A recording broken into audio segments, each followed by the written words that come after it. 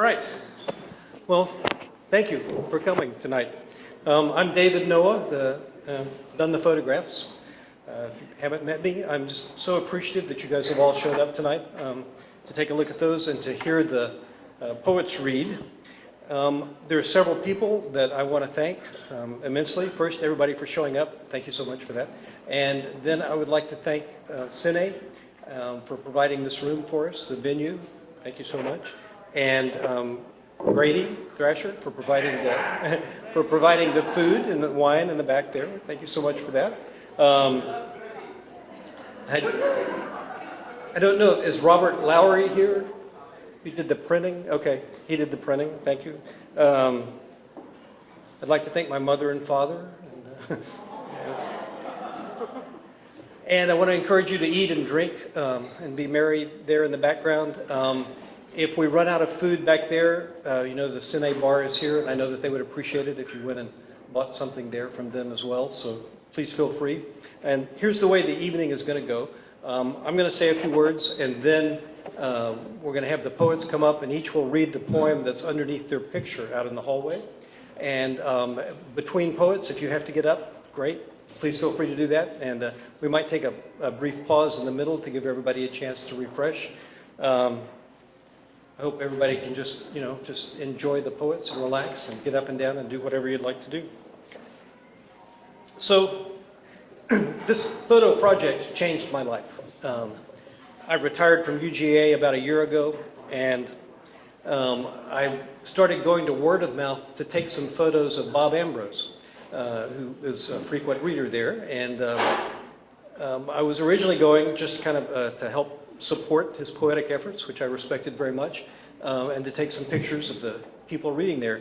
And for a while, I took photos of people as they were actually reading and standing up in the studio there. And if you've ever been to the stage upstairs at the Globe, you know how wonderful the lighting conditions are for a photographer there. It's quite a challenge. So I started asking some of the individual poets if I could take a portrait session with them. And before long, it dawned on me that I was not photographing people who were coming to a venue to read poetry, that instead I was photographing a community of people who happened to use this venue to express themselves there. And I thought this was absolutely fascinating and a bit outside my experience. The quality of that interaction at the word of mouth events is astounding to me. The good feelings, the high energy, the smarts and the creativity and the talent, the sharing and the generosity, it's just astounding. And if there is anyone in the audience here who has never been to a word of mouth reading, please go. I think you'll have a terrific time. So I got really interested in that and started it as a project, really, of taking as many members of the community as I could wrestle down to get their photo, to do this as a project. So I did. It's odd when you don't know somebody very well and you go over to their house and hold a camera a foot in front of their face and say, "Tell me about your life and your poetry." And that was a bit of a challenge sometimes. And the photographer Avedon once said something about photography is a kind of unearned intimacy. That, it's a very intimate moment, but you're just in and out there, and you haven't really earned that kind of real connection to do it. And I think the photos that I've got there now, a lot of them, I think I know those people a lot better now, and if I took their photo again, it would be a very different photo because I have a different understanding of who that person is. So we'll do that next year for the others. But the word of mouth community impressed me in a lot of ways, and one was that I think I was going originally to listen to the poetry, and I still go for that reason when I go there. But when you stand up and recite a poem, I think one that you've written, the rest of the world sneaks in through that poem. And I think that that's what I find when I'm there at word of mouth, that I feel the energy of the rest of the world is just kind of washing through that room and speaking through the voices of those poets. It's as though the rest of the world is unspooling through those poetic voices. And that's astounding and a wonderful experience. I like to think that I'm a part of that community now, and I think that that's part of how this project has changed me. Instead of being an outside observer, I'm now a member of it after a fashion. And you can't mess around with this stuff without having some of it rub off on you, I think. And so I would like to take this opportunity to be to publicly come out of the closet as a writer and a would-be poet. So, thank you, thank you, thank you, thank you. There's an old debate in photography, and I think of it this way, that you're either taking a picture of something interesting or you're making an interesting picture of something. And these aren't perfect opposites. They're more like the political spectrum, which is like a convenient and artificial way to understand what's going on there. And they overlap a lot, but I often think that way about it. Hi, come on in, it's fine. And in one sense, it's like the difference between photojournalism and art photography, if there is any difference between that. Because as a photojournalist, I believe that you're trying to take a really good picture of an interesting subject. And if you're really good as a photojournalist, it will also be a really interesting photo. And at the other end of that scale, if you are just interested in making a photo, it could be of anything, really. Although if all of your photos are of coffee cups or pencils, it's probably, you know, there's not a lot going to happen there. So it's hard to figure that out exactly, but I think before this project, the photos I took were very much more, I was trying to make an interesting image more than I was trying to capture the reality of somebody or something in the world. And this project has shifted me back the other direction, really, so that now taking photographs of the people that I did in this, it required an engagement, a happy engagement with these people as individuals that's very different than, say, street photography in New York City, where you walk down and, yes, I am taking a photo of another human being on the street in New York City, but I'm not interacting with them really at all. It's a very different kind of photographic interaction when you do a kind of a portrait session like this.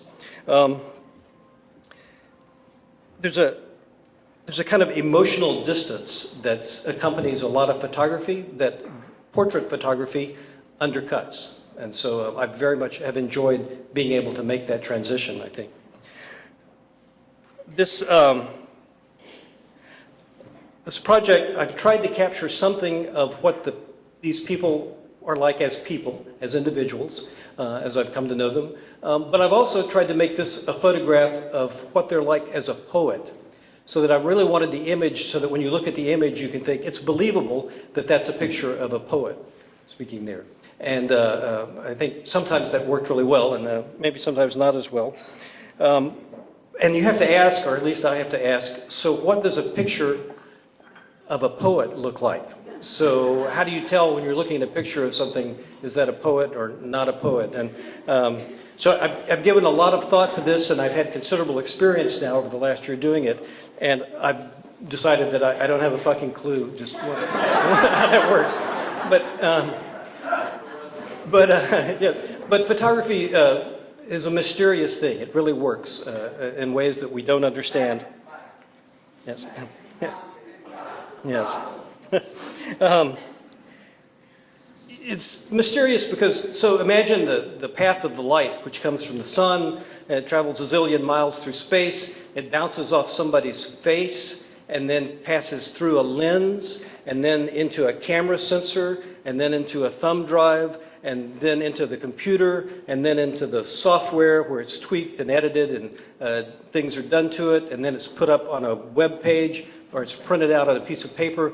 Where in that process does the spirit of the person you're trying to capture show up? And that's one of the parts that I actually don't have a clue about, but I feel like it happens all the time. And it's part of what really attracts me to photography, to be able to follow that process. So I like that part. But we're all creatures of light one way or the other, so that's how we understand the world, I think. And photography somehow can play a part in that. So what I wanted was a good image of the person, a glimpse into their poetic selves, but also a picture of the person in the community in a way. And this, I'm not sure how well this can come across in these individual portraits, But the community nature of word of mouth was very impressive to me, and I really wanted to show folks as a part of that community.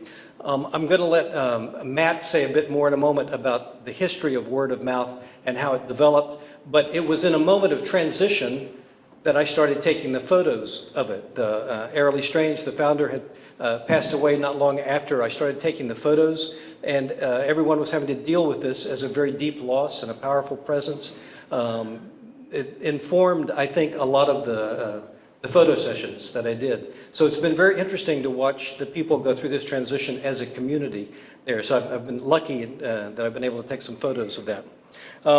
And also, I wanted finally to make images that would be significant for the person that I had photographed. I grew up in a house where the only kind of visual art that was at all evident were family photos. And they mean a lot to me, so that when I see photos of people, it's a very strong, almost radioactive energy presence for me.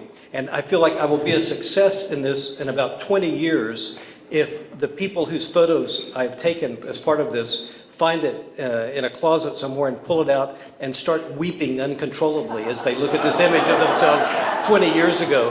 And if that happens, if you could just give me a call and just say, that was great, thank you so much for doing that. Yeah. So I'm working, that's what I'm working on. And finally, as a poet, let me say that, as a poet. I'd like to say that everybody in these photos looks absolutely beautiful to me. And there is something about looking closely at a human face, whether you're trying to draw that face or paint it or photograph it closely, that just makes the beauty of the human spirit shine out. That has little to do with me as a photographer or quality or any of that kind of thing, but it's just a close-up photo where we don't look as closely at human faces as we need to, I think, because they are so powerful that it's scary almost to do that. So one of the real benefits to me of getting to do this kind of project is then being able to look at these people's faces for a long time and be able to recognize that about them. And then really I think it's only the invisible that's worth looking at the end. And I hope that I've gotten some of that invisibility here in these. And I know that if we could turn that around and say that it's only the inaudible that is worth listening to, or the ineffable or something. I'm hoping that as you give your attention and turn it to the poets who are reading tonight, that you'll also have the opportunity to hear from them some of that same mysterious whatever that is that we all like to listen to when we're at the word of mouth. So what I'm going to do is ask Matt to come up, and then after he's spoken a little bit about word of mouth, then the poets will come up and read their poem. And thanks so much.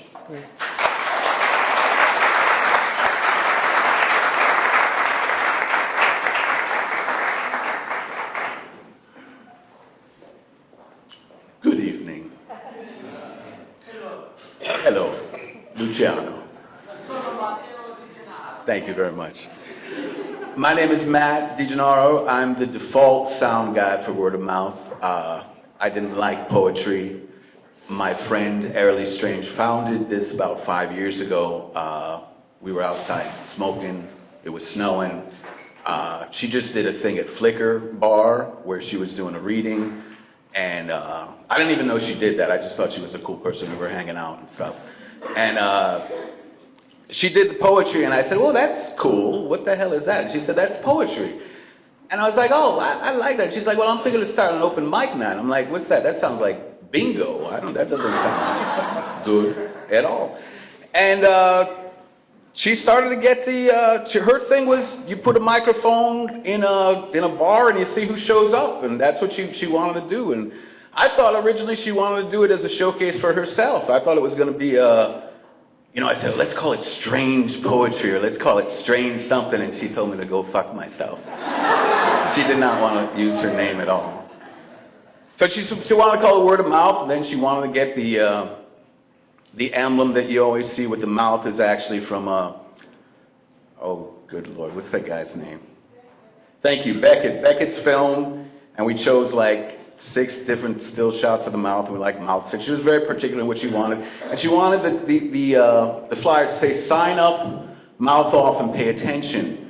And she wanted it to be open. And I just got a book yesterday with a quote from a French guy who I can't pronounce that said, poetry should be made by all. And in the last, it's really weird because in the last, I don't know, 5 years, I call it the mixtape of humanity because you get everybody from PhDs to recently incarcerated to anybody. It's just open. I think Pentecost called it the last bastion of democracy.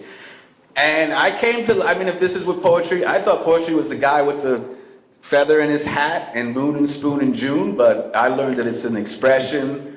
It's a very human thing. I still don't know anything about sound. I just said I'll help on the soundboard, and I've been doing it for 5 years. You think I would know by now, but I still don't. I just show up, and I'm very proud to be a part of these community. And it's a very, very open thing. And it's first Wednesday of every month you show up. And now some poets. Thank you. Justin, Mark? Mark? I believe it's Mark. Mark. Hey, you're the only Mark tonight, no? Mark Blomberg. Mark Blomberg is here.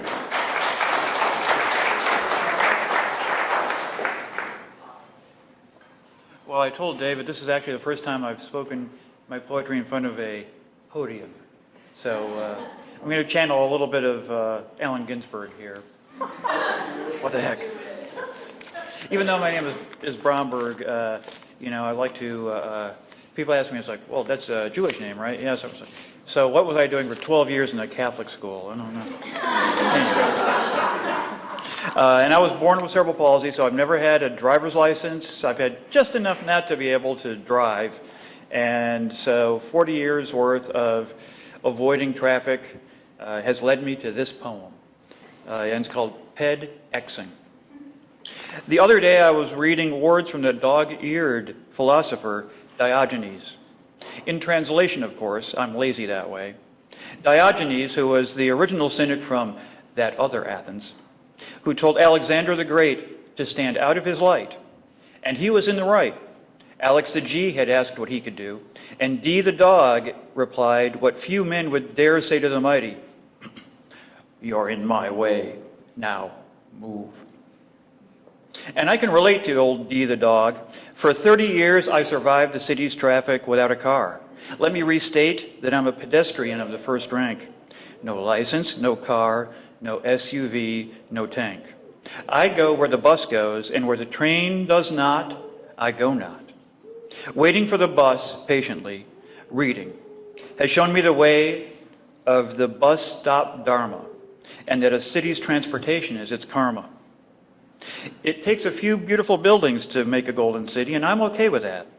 We all need inspiration when the skylines are so pretty, and when the camera's pointed downtown. But how many cars does it take to make a city ugly? Is it that one, or that one, or that one, or that one? Oh, there's so many. How many cars do you see in those shots of a city at dusk? None. If you keep building long enough, the dreams will come. But leave room enough for the pedestrian, the visitor, the explorer on foot, who has faith in the signs that say, walk, don't walk, walk, don't walk. Used properly, these are instructions for a lifetime. And for civilization's sake, when you're driving, get off the phone and pay attention. Check the oil and watch your gas, and keep to the right except when passing. Use your signals when necessary, and finally, watch out for the blessed pedestrian as he watches out for you. He's walking here. Keep a civil tongue, and both of you will see the day's work done. And as a pedestrian, thanks a lot. Keep that in mind.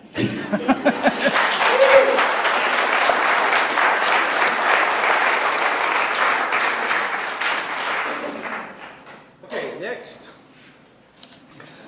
we have Bob Brusack.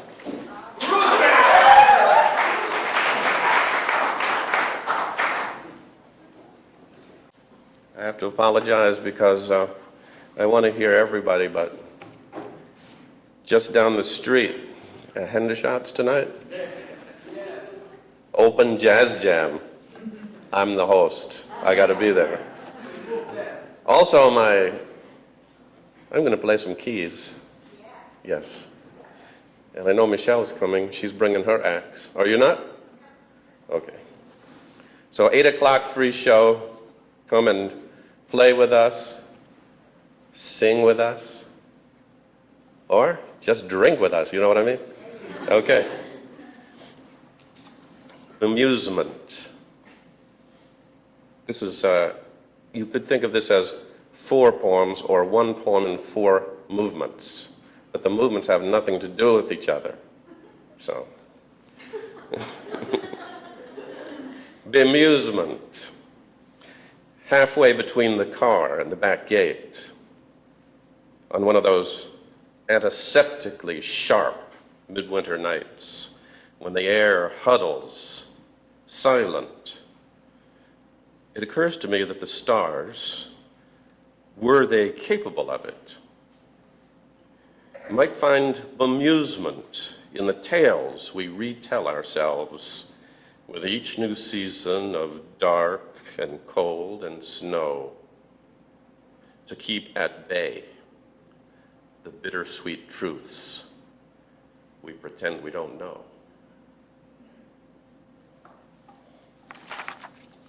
Second movement, load in.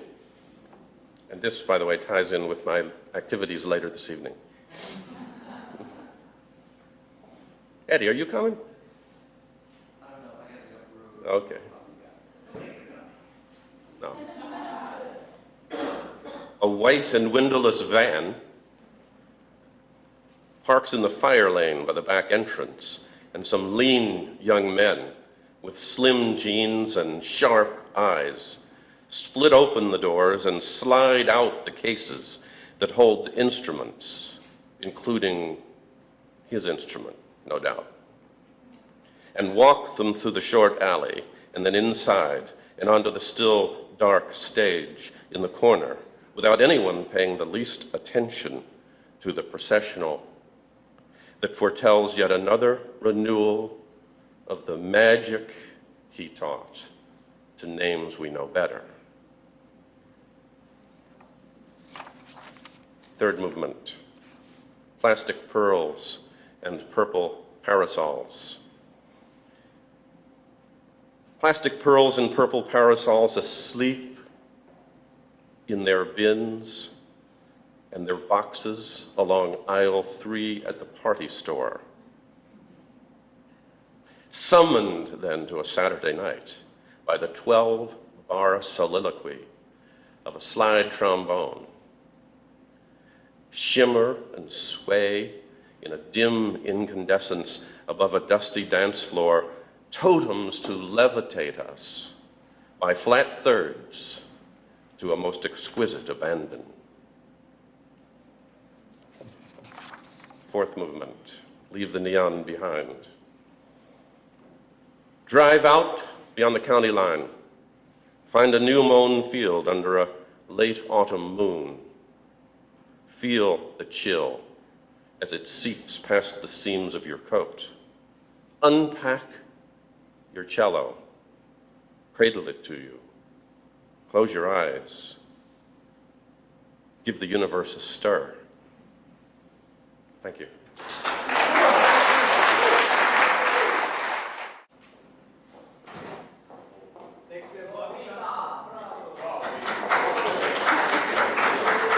Hey guys. Okay, so I have the one piece, the one that's on display. It's called Lost for Words. Poetry has always been my balance. It allows me to be happy because I can pour all the sad and angry and nasty and dirty thoughts into it and then still be me. So this piece right here is actually about finding peace with all the bad stuff and actually realizing that I was happy. So I hope you enjoy. I'm at a loss for words and cannot explain why.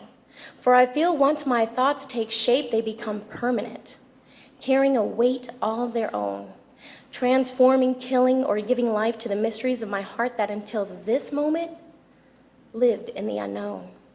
My faith is not what it should be, divine intervention coming in on its own good time, my expectations a reflection of the love I've received, and yet, like every sunrise, hope is a constant, beautiful promise that here is another day, warm and golden, where new decisions can be made, new paths taken, destinies changed.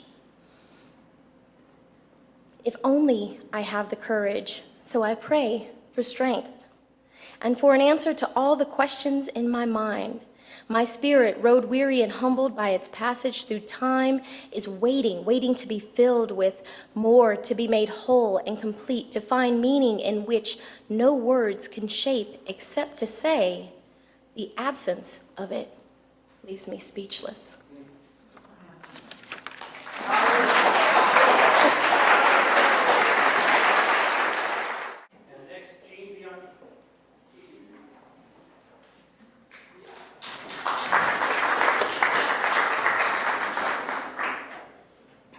Thank you. Great to be here. For some of us old guys, I might ask the other poets if you could just speak up a little louder so we can hear you in the back. We could hear you, but I'm just going to give that little tip. This poem is called Prayer Flags on the Oconee, and it's out there, of course. And those flags in the photo outside are in our backyard, since we're really privileged to be living right at the river, and it's such a wonderful, absolutely wonderful place. And so there are kind of two parts to this poem. One part has to do with putting the prayer flags up again, and then the other part has to do with having visited the Metropolitan Museum in New York just before that, and so I blended these two together. Prayer flags on the Oconee. The Christmas storm has blown down the Tibetan prayer flags from the Chinaberry tree for the umpteenth time to restart my ongoing game with Brother Wind. Propping the ladder carefully, I climb to new surprises. A red hawk stares at me from a branch only a yard away with a suspicious look in his eyes. Maybe to remind that Athens is not Lasha, or maybe he's a Han informer getting the dope on a deluded devotee of the Dalai Lama. Just beyond the fence, our resident beaver hibernates in his hole, leaving a telltale trail of chewed limbs to water's edge, where the momentarily mighty river hides the dam while he knows how to wait, a lesson in patience. So different, this messy movement, from yesterday's visit to the New York Met, with mystic Asian screens of mountain and mist, a scholar poet taking tea with friends in a tiny hut, humbled under the soaring forests that touch the sky, all wonderfully crafted for solitude and stillness. Such scrolls are softer than statues in the Byzantine gallery, holy ones stiff and straight before the Lord, faces somber and forbidding, like the wooden Madonna holding a grown-up infant with muscular arms and adult face. Yet even these rigid spirits awe us through the anonymous artist's longing to touch the beyond. So from the top of the berm, I admire my labor, where 5 fresh-colored banners flutter and blow kisses on this New Year's Day. Blow kisses on this New Year's Day to Taoist sages and medieval ladies and to all the creatures of heaven and earth. Thanks.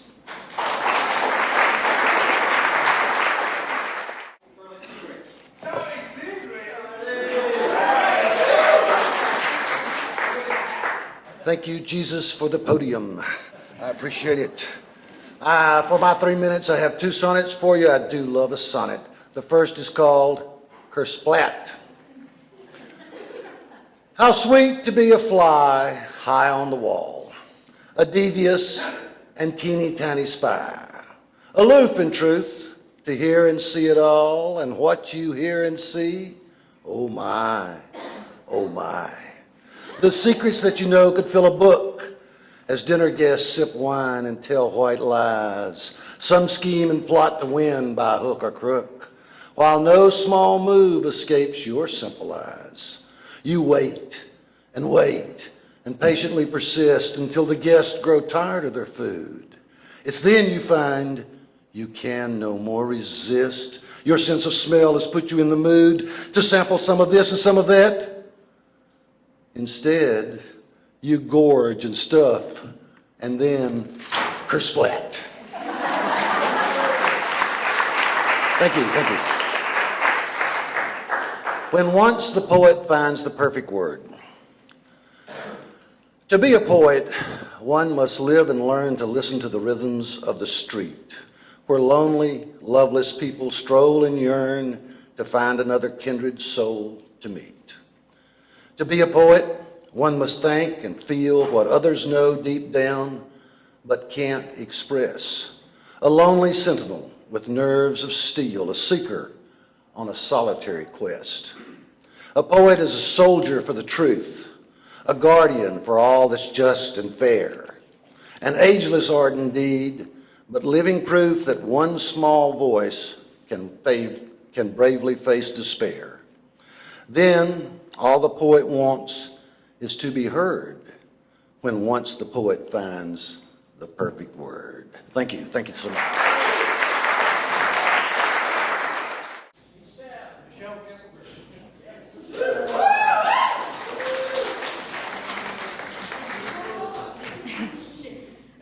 This is called About Face, and it was written for David Noah.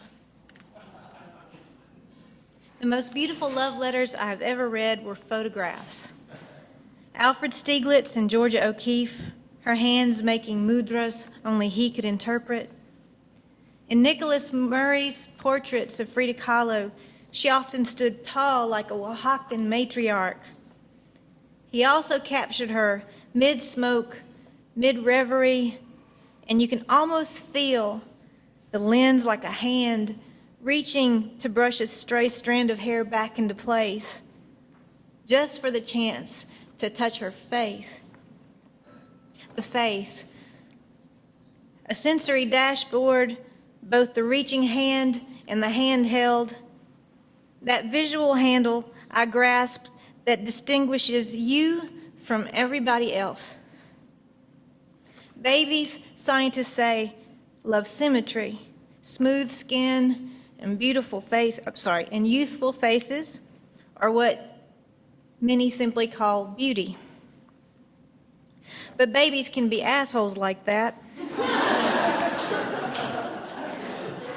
Miniature Tyra Banks, cooing or bawling their judgments, as we all do. Anyone can adore that way. Others look closer. By the way, if they ever discover how to print a photograph from the after image burned on a retina, I know which face I want in the last portrait I take. You do too, because you caught his laughter like bells ringing in amber forever. Face to face, we take in micro gestures and movements like water condensing and rolling down a glass. A glance like fogged breath wafting back and forth on the tremor of a smile. An echo in the flesh. In this way, we are a mirror held up to a mirror. No wonder you do this. Your heart must be full, having funneled so many faces into it, so many faces seen so deeply. Thanks. I forgot the most important part because the last line says, "No wonder your eyes are so deep."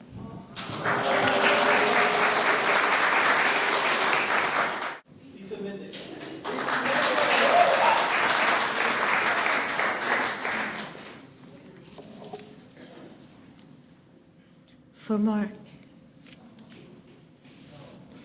Take me now, baby, here as I am. Pull me close, try and understand. Desirous hunger is the fire I feed.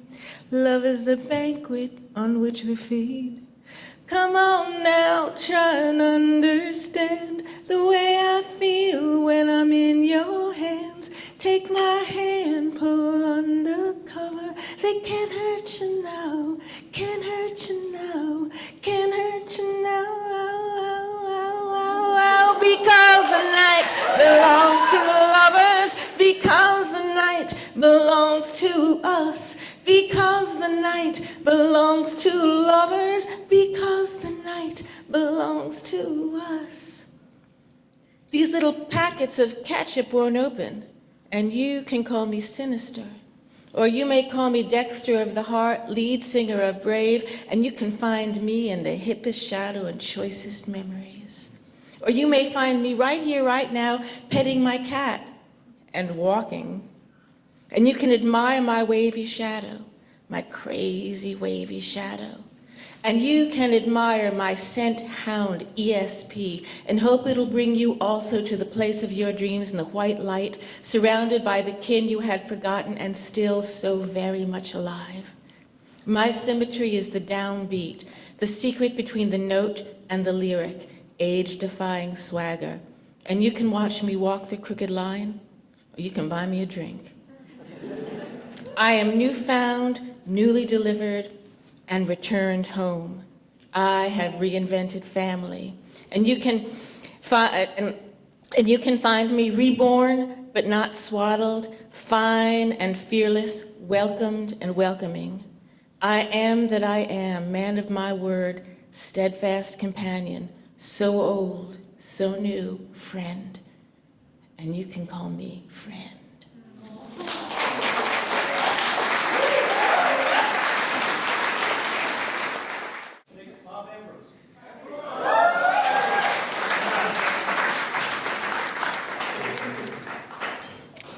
Before I post each new poem on my website, I send it to David Noah, and often he graciously sends back a photograph that illuminates something of what I was trying to say and didn't know it.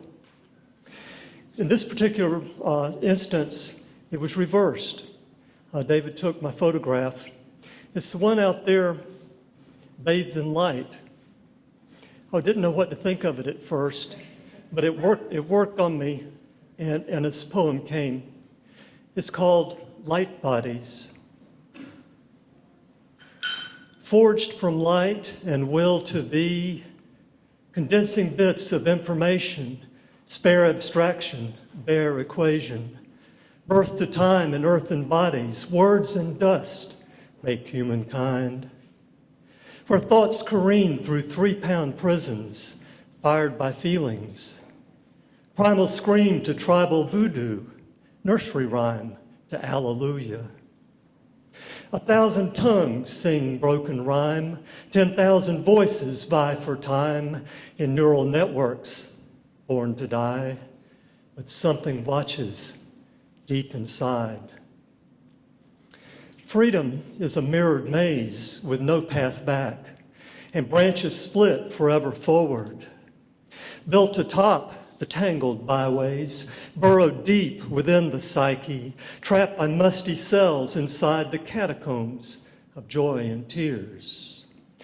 But out beyond all self-reflection, past the chain of explanation, unconstrained by mere causation, life abundant whispers, dear, you are your light body, the woken one, serene as Siddhartha sharing a smile, the soul of Yeshua encircled by sinners with stones in hand, and softening hearts.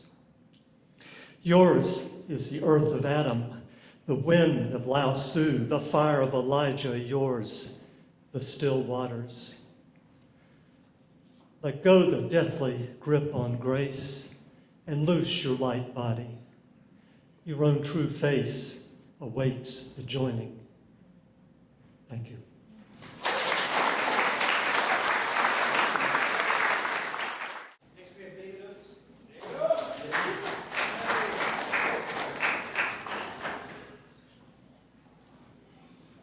I don't know about the rest of you, but when I've had my picture taken most of my life, I either do the oats, the no expression that I think we got from a grandfather who got his pictures taken before you were supposed to smile or move. You had to sit still for a few minutes, and then trying to smile. And it was really a unique experience to have David capture me in all these different expressions and gestures. I still wouldn't mind looking different, but I feel like it captured who I am very well. This one's called Gone Fishing. Under the shade of the willow, we wait for the fish. Our 2 lines, waterproof electric cord and a fiber optic cable, go to one bait, an underwater TV. The fish gather. They're thrilled by scenes of spawning, of brave small fish escaping pike and sharks, of feasts of cricket and worm and new mayfly pizza from Pizza Pond. My scales are slick and my eyes are bright since I tried Pisces cereal. More energy for swimming upstream. In this week's episode of Super Brim, a careless man dumped a pair of piranhas in a lake in Indiana. After they multiply, their gang is murdering other fish. They swagger and sneer. Try and stop me. God. They craft the tough old walleye, former peak of the food chain, into a shiny set of walleye bones. Then Super Brim, swimming at amazing speed, destroys the piranhas, nipping off their fins, tails, and heads, and all the grateful brim, trout, and minnows feast on the bodies of the bad guys, wriggling with joy before the station break. The fish who've been watching the show drift away from the set sometimes, still mesmerized, and swim into our dip nets. Sometimes they trade us. They've gathered plankton, stones, golf balls, and coins from the bottom of the lake. Occasionally, a nice lure. They use their credit. They give us their minnows. After all, there's so many, and so many will be eaten by turtles, big fish, frogs. While most fish don't have much family feeling, our scholarship offer doesn't hurt either. The fish wear jewelry now, deodorant, slime enhancer. They buy toenail clippers and tickets to Disney World. They thank us as we drop them in our buckets, smile as we pull them out for the long knife. Joe and I used to drop a stick of dynamite in the lake once in a while. I got a kick out of blasting, but the sound brought game wardens, and this works just as well.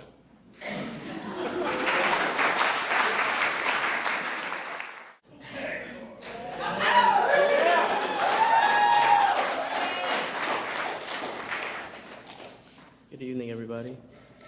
So this poem is about the last time that I was at a hospital and realizing how much I really just don't like hospitals.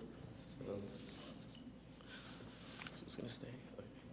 It would seem that a hospital and an ultimatum are synonymous with one another. Going to a hospital seems to always result in the presentation of binary suggestions. In fact, before you even walk into the facility, you are given 2 options: enter or exit. I enter, and upon entering, I observe the convalescent walls, painted in a color reminiscent of green tea. I guess to promote a feeling of healing, this holistic feng shui suggests the cleansing of energy. I find your room. I find the doctor suggesting what you need to do to get better, implicating what would happen if you didn't. He said if you don't control your diet or take a couple of baby aspirin every now and then to keep your blood thin, then your blood would turn thicker than the soil we'd have to bury you in. Said at that point your blood would stagger up to your brain and choke it out until everything was black, blacker, and blacker still. When he said the word stroke, you looked at your hands the way a man does when he knows he is not finished yet. Your left hand was clinically unaffected. Your right hand was puffy like the way eyes get in the skull of someone who just went through a bad breakup. When the right side of your body lost connection with your central nervous system due to an interference in transmission, did it feel like your body was breaking up? He asked you where you worked and for how long.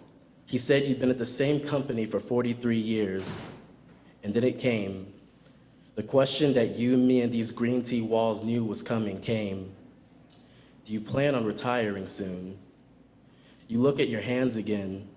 You only have two options: right, left, yes, no, finished, not. And through tears and a broken voice, you answer in a hushed tone, I think I'm ready to now. Work, don't, die, live, heal, decay. I walk out of the room, make my way to the hospital doors. The sign hangs sullenly there as if trying to communicate with the shame in me. Enter, exit. I exit the hospital. I exit the ultimatum. Randy Treasure.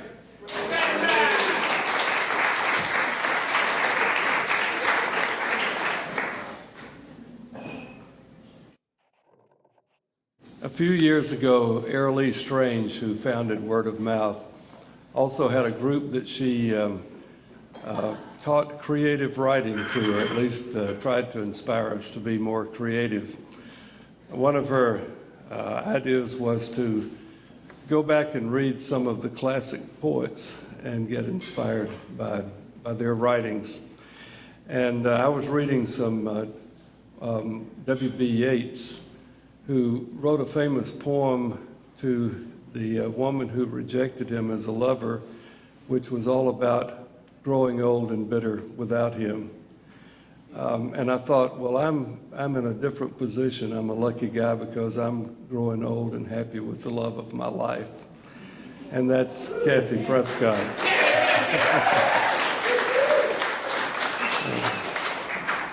So this is the poem I wrote inspired by W.B. Yeats. When we are old as winter, to Kathy. When we are old as winter, avoiding sleep, we'll retire beside a warming fire with a book. But I, not reading, will linger on the soft look your eyes had once and yet still keep.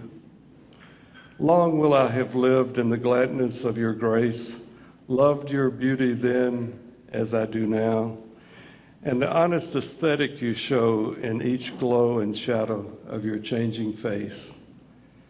Undiminished by age, love's brilliant flames, their unbroken fever forever abides, stronger than mountains, truer than tides, moving the stars to know our names. Thank you.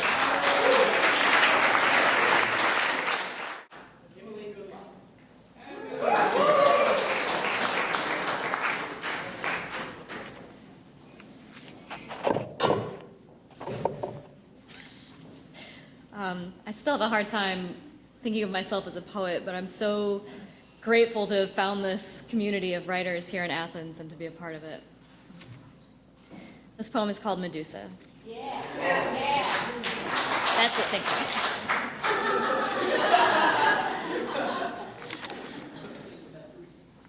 This is about anything but her body. Born out of the blood of her mother, transformed by the transgressions of her man, she arose. Her body is an afterthought. Once terribly beautiful, now just terrifying. If ambiguity defines the divine, she has it. Once she had golden locks that danced like seaweed stroked by the ocean's current, now transformed into writhing masses of destruction. Yes, her body is an afterthought now. But there was a time when it was all she had. drawing power to her in the form of gods with human desires and the flesh of men. Once she wished she could hide behind her face, stop men from looking and wanting this thing that was not even inside her, just painted on her extremities in the form of milky white skin, soft to the touch, dreamy green eyes, and golden hair that waved like wheat in the sun. This is not the story of a monster, but of how any woman can be undone. Once she wished she could hide behind God. So she tried to slip in the back door to his mansion, found herself huddled beneath a carving in his temple, only to discover sin respects no boundaries, and when men are gods, they can go anywhere. And of course her blood was poisoned after it was spilled where her naivety told her was a sacred place. This is not the story of a monster. This is the story of how any woman can find her way after staring into space. After reading too many glossy magazines about how to satisfy your man in bed 13 different ways. After seeing too many billboards boasting that fulfillment is flat abs, straight teeth, and long hair. After being told over and over and over that if you are a woman, you will cease to exist after age 35. If you are a woman, you will have to shout to have your story told in a way that doesn't define you as shrew or harlot. If you are a woman, you will have to pretend that your gender has made huge advances and you are happy to have a vote, despite the fact that all your representatives are men. If you are a woman, you will have to understand that despite your degree and your credit card, your gym membership and your new age lipstick feminism, and that one time you burned your bra in college, you still need someone. And the only way to catch him and keep him is to become defined by the cage of your ribs, pushing out against your skin. Stay fragile, she was advised. Stay worthy of being protected. Stay safe. Stay inside. Stay thin. Stay young. Stay perfect. Stay a reflection of a person. Stay weightless. Stay silent when a man pushes inside your temple like he owns it and doesn't even have to knock at the front door, doesn't have to wipe his boots on the mat that reads, "You're not welcome here," doesn't have to hang up his coat before taking what he wants and leaving. This is not the story of a monster. This is the story of any woman who puts down the mirror. This is the story of any woman who starts identifying the mask her face has been for years now and tears it off. Lookers be damned, let them turn to stone. This is the story of any woman who decides to reclaim her body after recognizing she is part of a battle she never meant to start, let alone be a part of. This is the story of any woman who says his lips were liars, his hands were thieves, his eyes were mirrored movie screens playing back the years of hours he spent watching women be defamed in the media and told this is how a man loves her. His body was an afterthought too. This is the story of any woman who says, go ahead. If my face is a mask, if my body is my worth, if my ambiguity and lack of definition is what makes me beautiful, then let my blood be poison. Let all my daughters be serpents who know nothing of the crush of expectations, just the thrill of fighting back. And let my gaze turn all of you to stone.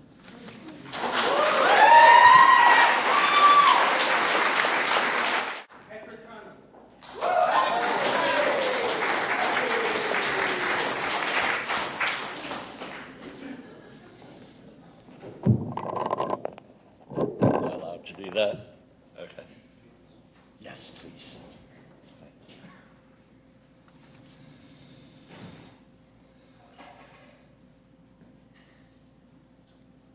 Kind of like Emily said, it's a bit of a mind fuck to be here and be included with these great people.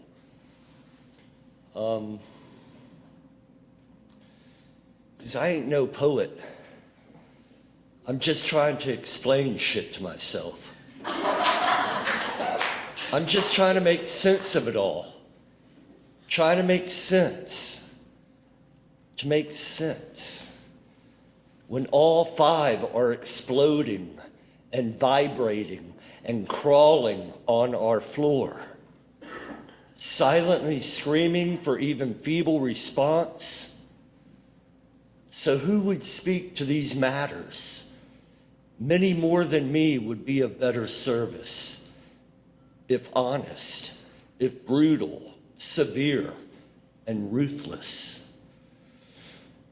But that's not me, not at this moment.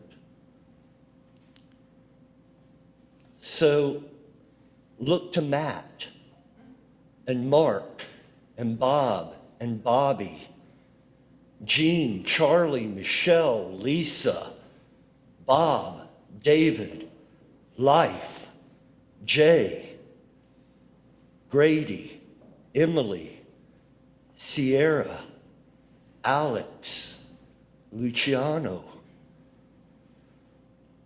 and always, always a little Miss Strange,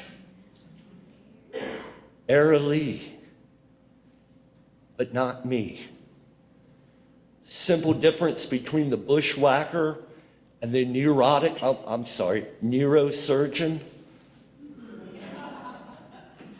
I ain't no poet.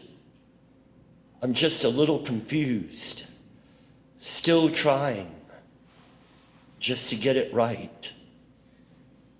I'm still trying.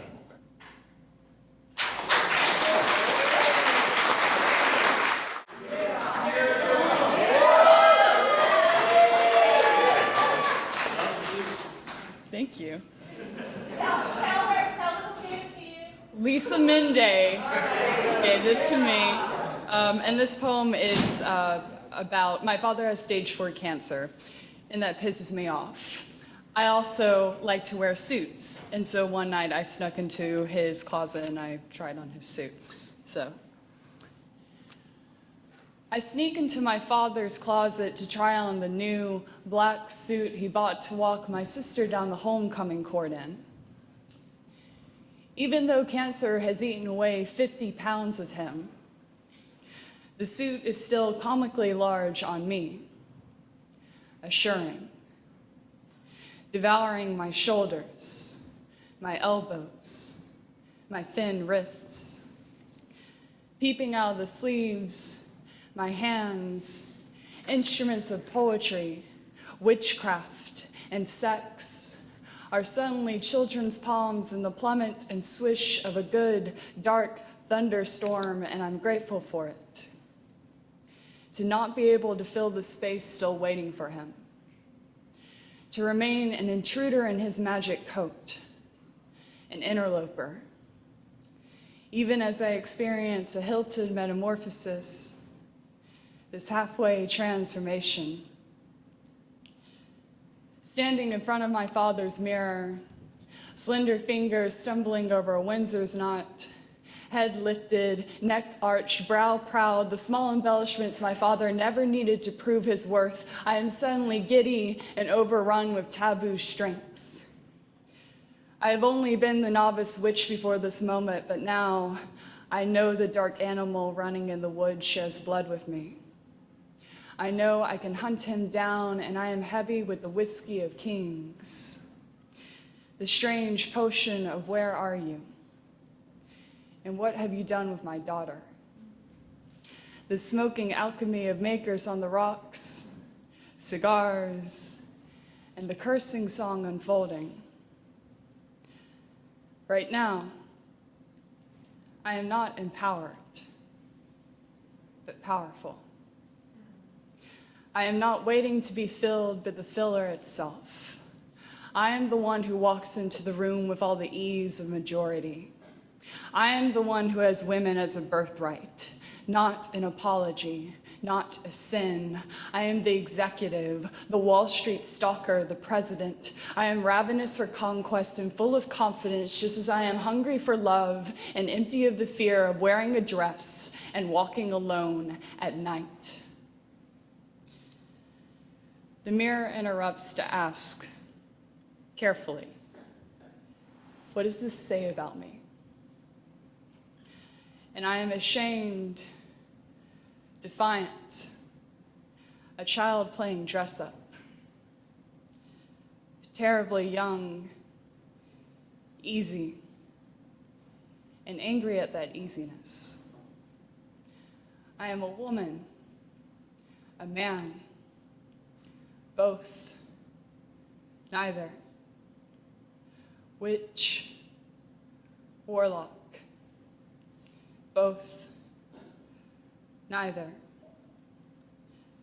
one rib, the whole cage, both, neither.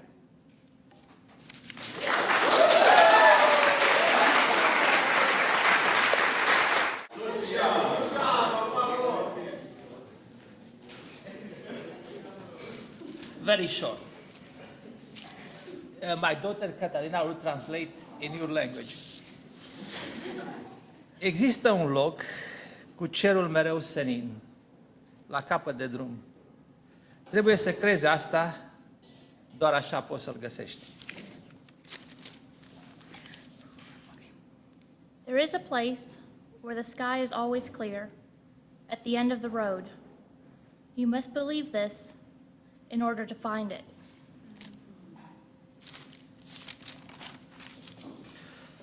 Să trecem cu toții Marea de Cristal. Pe malul celălalt ne așteaptă un spital, unde după mai multe împachetări cu zmoală și pucioasă, ne așteaptă o vindecare miraculoasă. Let us cross the crystal sea. On the other shore is a hospital, where after several body wraps with sulfur and tar, a miraculous recovery awaits.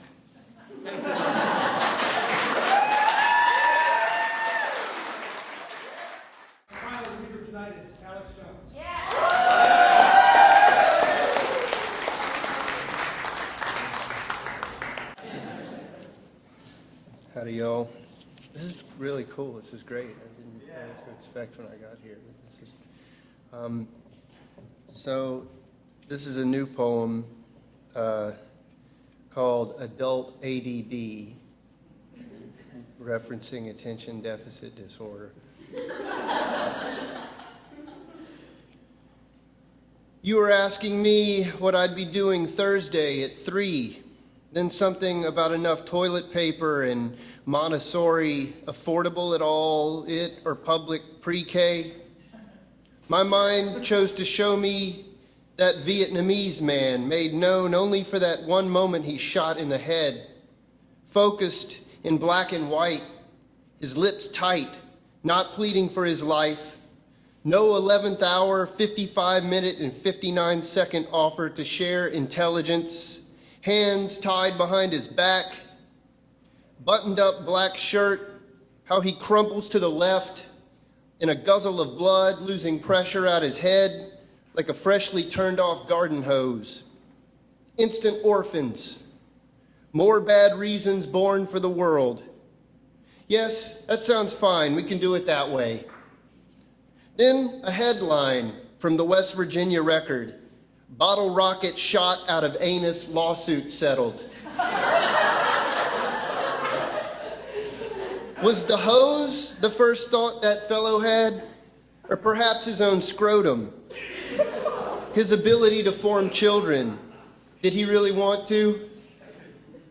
It clearly didn't take long for his focus to shift, though, to how he might profit from the venture. My first paying job out of college was to watch Vietnamese women assemble plastic trigger locks with code entry, make sure they did it right. They didn't. Or I didn't. Or, let's face it, the goddamn engineer didn't. And now, those poor parents. How many cartoon characters had their actual ass on fire, ran to sit in the nearest full bucket, and there was always one within reach? Like a wounded man could quickly mend a dime-sized hole through his skull if he could just find the right kind of glue. Thank you.